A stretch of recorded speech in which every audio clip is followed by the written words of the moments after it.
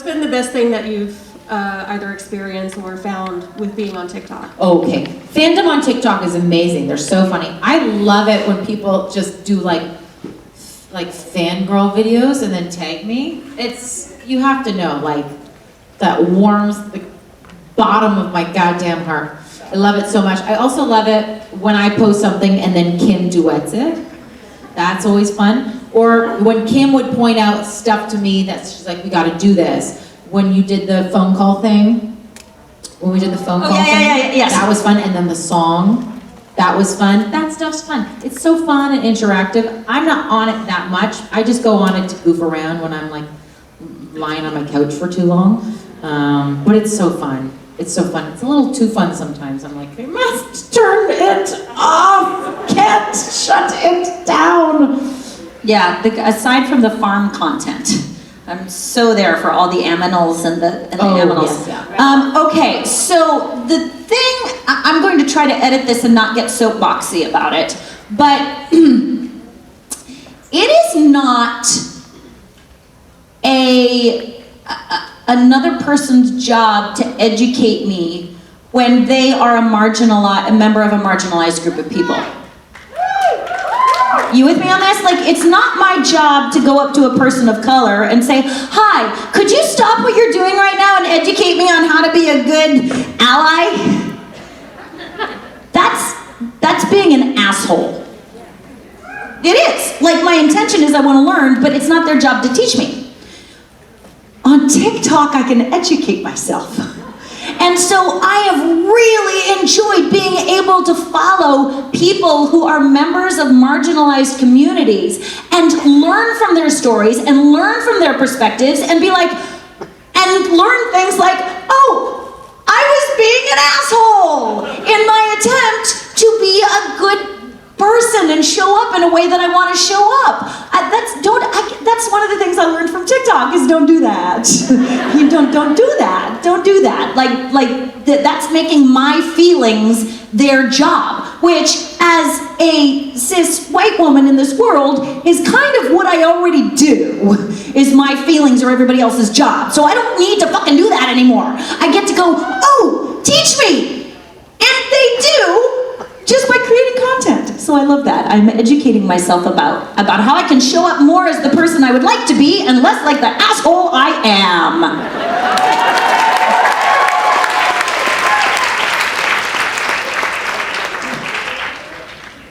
Hi. Hi. First, I just want to say you guys are both very beautiful and gorgeous. And second, what are you guys' hobbies? Like, what do you guys like to do in your free time? What's free time? I'm just kidding. That's a tricky question. Whenever somebody asks me that, I'm like, I don't know. Does anybody else feel like social media has taken up all their fucking free time? Yeah, I hate it for that. I love social media for lots of things. I'm really only on Instagram and barely Instagram anymore. I try not to go on too much, but sometimes I go on it and I just consume, which is not better. Point being is, I don't really have any hobbies. Do you have any hobbies? Horses. Oh, but that's not a hobby. That is. It's a job now. Well, but that's how I roll. Right. I was like, this sounds fun. I'll do it all. That's just my brain. Yeah, horses, I would say horses are a hobby. Like, I guess singing would be a hobby. Yeah. But it's kind of a little career. You know what? Do you know what hobby we're gonna go back to tomorrow? Making a podcast. That's right. We should probably have led with that. I buried the lead, didn't I? Sorry. We're going to start recording Wayward Podcast again tomorrow. That's a hobby. We're very excited. That is a hobby. That's a hobby. We love it so much, and we're glad you guys like it. We're so grateful you guys hung around while we took this little break. And we will not be releasing them every week because we are old and tired. And we got shit to do. Yes, but we will continue to record when we get together for conventions because it's fun. And honestly, when Kim and I get together and we talk, where were we? We're in Indianapolis and we're in the gym. And we're just going on and on. We're just talking. Standing in the middle of the gym, just talking for like half an hour. I was like, why are we recording this shit? Poor people. Well, that, if I recall correctly, we don't want to share that conversation. That's true. But boy, yeah, some people got an earful. That's right. Or not. They had earbuds in. They were fine. They were fine. Thank you so much. Thank you. Lovely.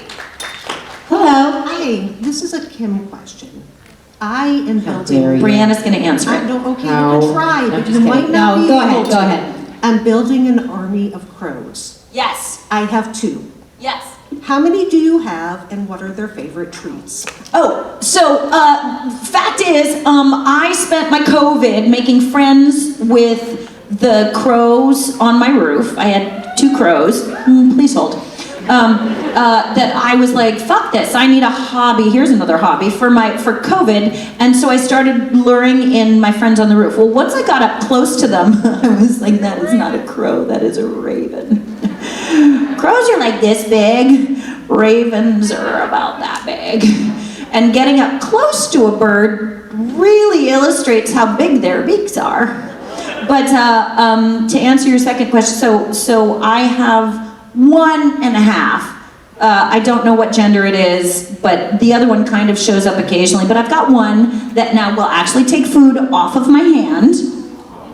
It has to be closed. If it's upward and if I'm looking at them, they won't take it. But if I'm looking aside and my hand is down, they'll grab. Favorite thing is hard-boiled egg yolks. Don't think about it.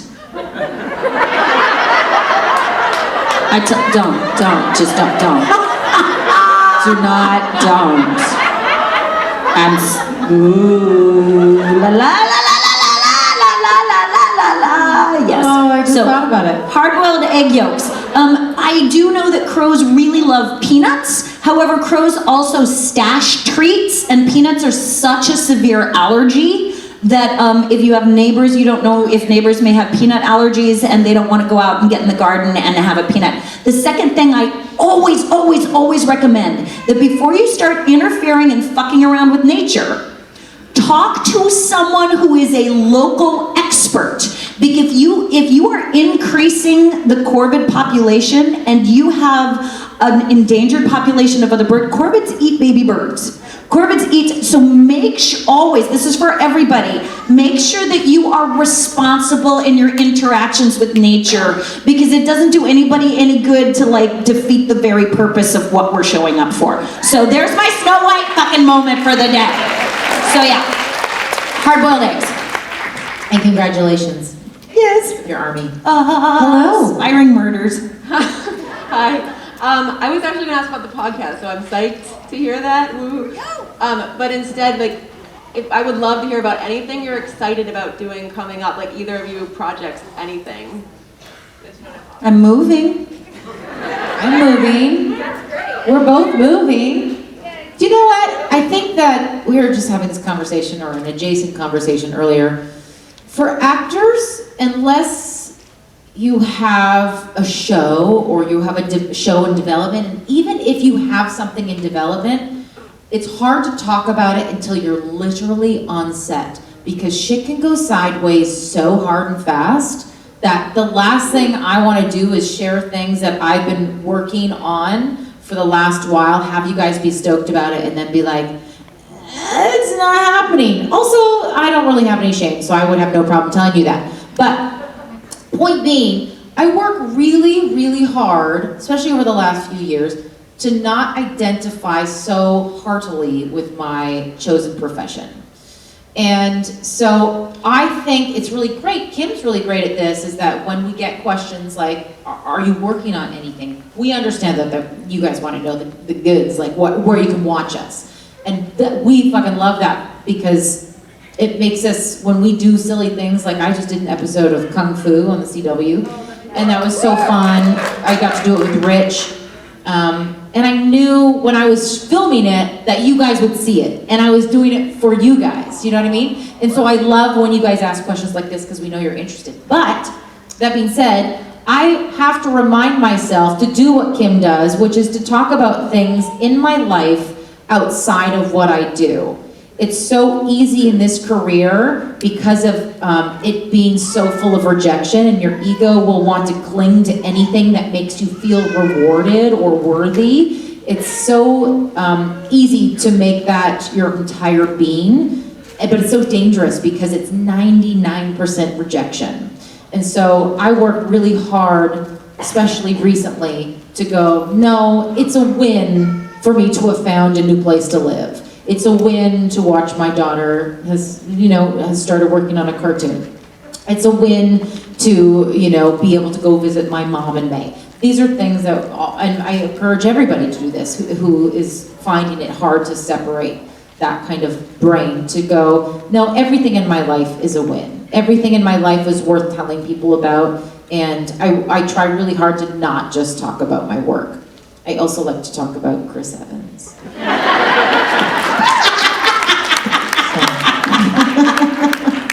Thank you. Hi, my dear. Hi. Hi. Here they are. Okay, so first of all, I want to say that you both inspired me on screen so much. Kim, because you were older, but you were seen still as beautiful and powerful. You weren't seen as like matronly. And Brianna, I know you were pregnant, but to see somebody who was thicker be somebody who was still sexy and beautiful in it, it inspired me a lot. So my question is, who on film or in your lives inspired you to be unapologetically you so that you could inspire me to be unapologetically me? That's very sweet. Thank you for that. Wow. I honestly feel quite inspired by coming to these conventions and seeing all of you. I know that seems like a bit of a easy answer, but I don't know. It's so easy to get locked into how we think we should be, or how we think we should act, or how we think we should look. And it's been so nice over the past, 7 years, I guess, for me to do these conventions and really have you guys embrace all of me, just as you said, the way I am. And in turn, that I embrace all of you the way you are. And it just makes me think, why isn't everybody doing this? Yeah. So I feel like coming to these conventions, I feel inspired. Every once in a while I get in my head, I think maybe we all do that, is like I should be different or I should look different. And it's so nice to come to these conventions, and I wonder if you all feel the same way, to come here and be like, oh no, I'm pretty dope actually. I'm okay. So that's my answer. Sorry, I feel like I'm talking a lot. Thank you. What was it like going from Zach and Cody, being a mother of 2 troublemaking boys, to helping out Dan and Seam, who always get themselves in trouble? Well, Zach and Cody had elevators and Sam and Dean have motorcycles. They do? Yeah, they did. Well, on set they did. Oh, those little Yeah. mini ones? Yes. Oh my God. Yes. Also, the hugging posture was different. Right.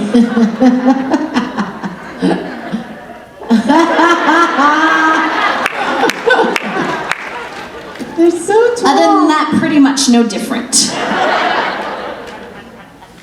I think I was set for that. I do love the people that are like, did you just keep going? It's like I feel like I was running and somebody just picked me up, switched treadmills and put me back down on another one, and I just kept going. You changed multiverses. Yep, that's all I did. Yep. Same character, different world. Hello.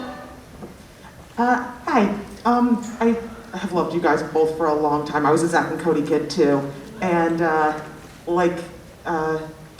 question before me, you were the first person that looked like me that I really saw on TV. So just sorry.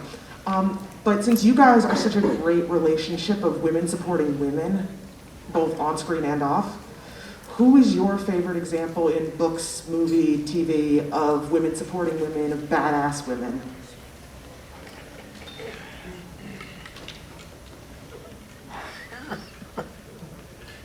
I don't read books. I'm staring staring at you. Oh, wait, no, but she said TV and women's, like, I have so many, but I'm just gonna go with the first one that comes to mind because now I'm like, that's a bad answer. But don't edit yourself, Kim, just go with the first one. I remember when I was wee and it was Linda Carter's Wonder Woman. And her little sister wanted to join her.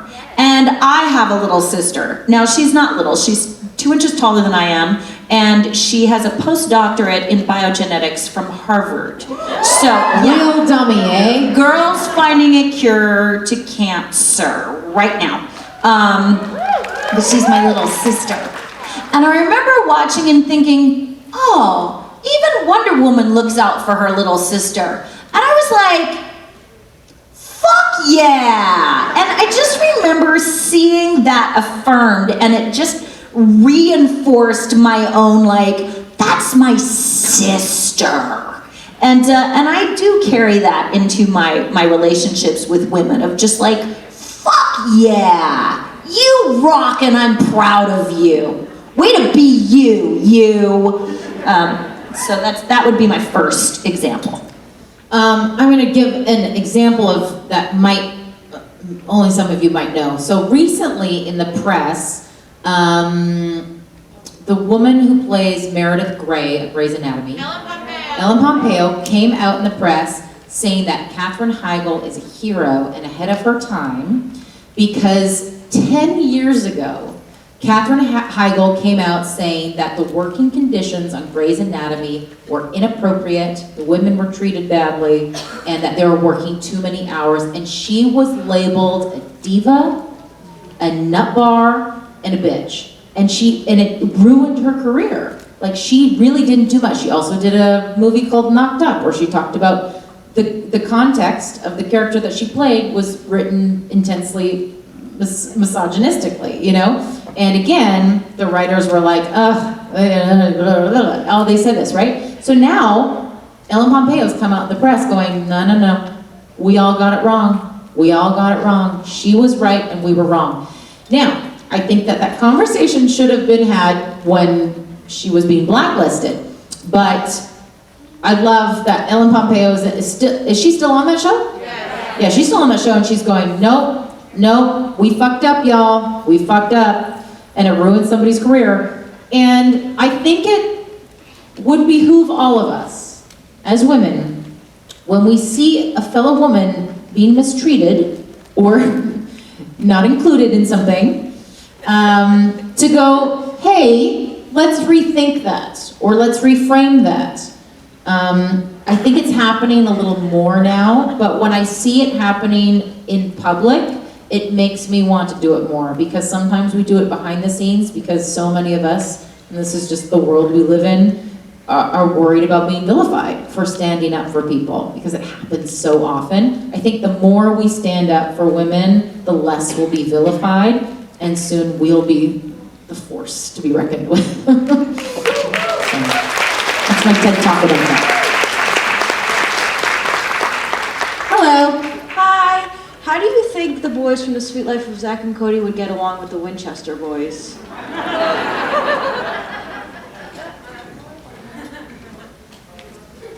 I think things would explode.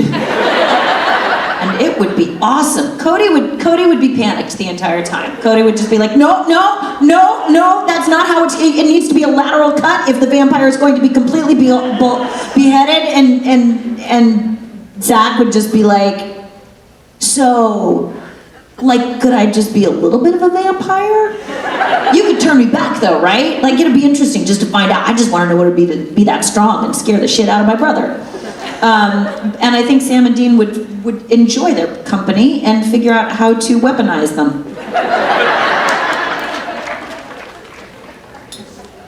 Hi, my loves. Oh, hello.